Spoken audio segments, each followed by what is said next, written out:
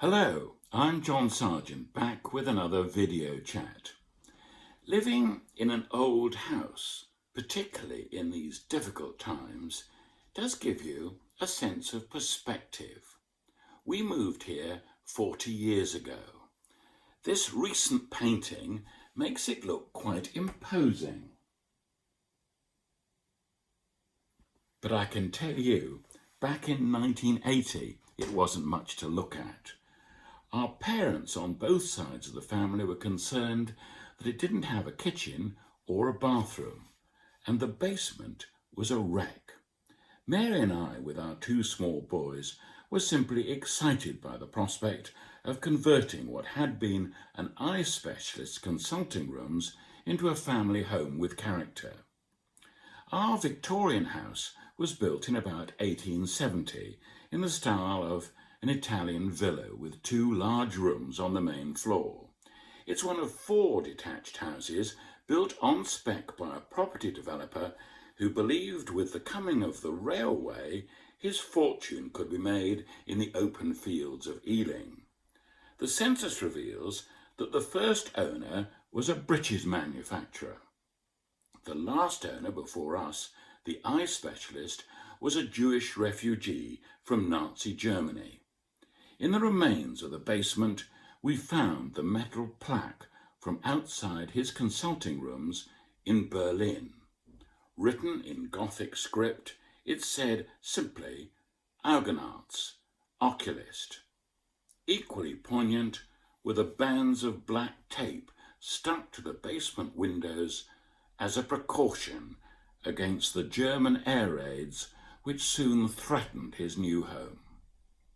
Now, on my daily walk of about a mile to the local shops, I pass along our road and often glance at some of the newer houses from the 1950s. German planes, having failed to attack the East End of London, would sometimes drop their bomb loads in the West before turning to fly home.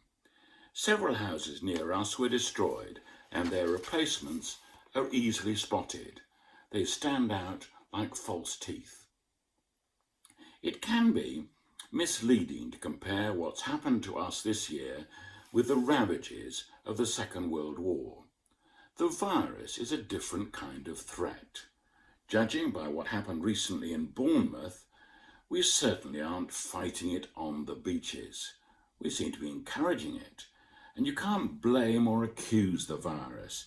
It will continue on its baleful journey unless we stop it. This national crisis is the worst to befall us since the war, and some comparisons are relevant and true.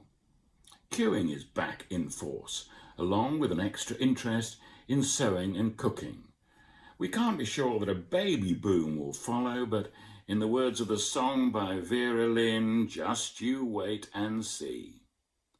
Some of the individual stories of bravery and sacrifice during the pandemic are well up to wartime standards.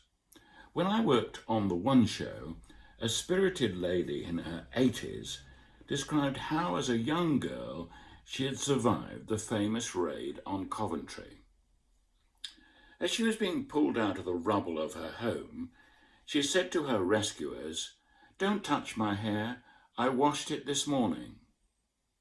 It was a month before she was told that both her parents had been killed. I asked her if people in Coventry ever thought of surrender, of giving up. "Of course not," she replied. "It was ours." It's disturbing to realise that more people have now been killed by the coronavirus than those who died in the Blitz.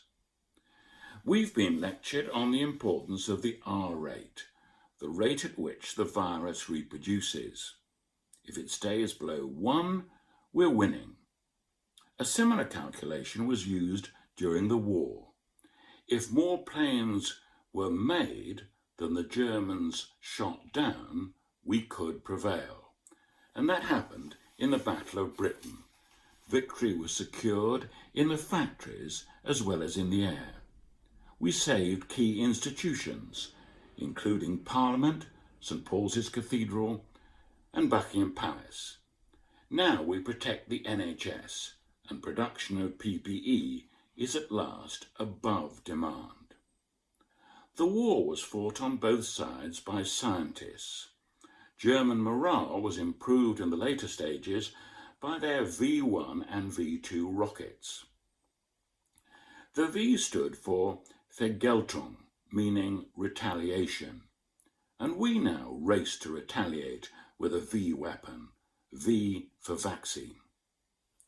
Science was given a great boost by the war. Radar, jet engines and computers all developed apace. Who knows what will come out of this conflict?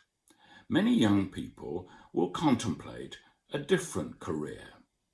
I was born at the end of the war and grew up longing to be a Spitfire pilot. I suppose there are some youngsters now yearning to be epidemiologists. I say rely on science, but don't be surprised if a vaccine breakthrough is made in Britain and others, perhaps our own dear American colleagues, try to take the credit. It happened with British wartime research on the atomic bomb. All's fair in love and war. Our present crisis is far from over, but at least we aren't even thinking of giving up. Of course not. Until next time, cheerio.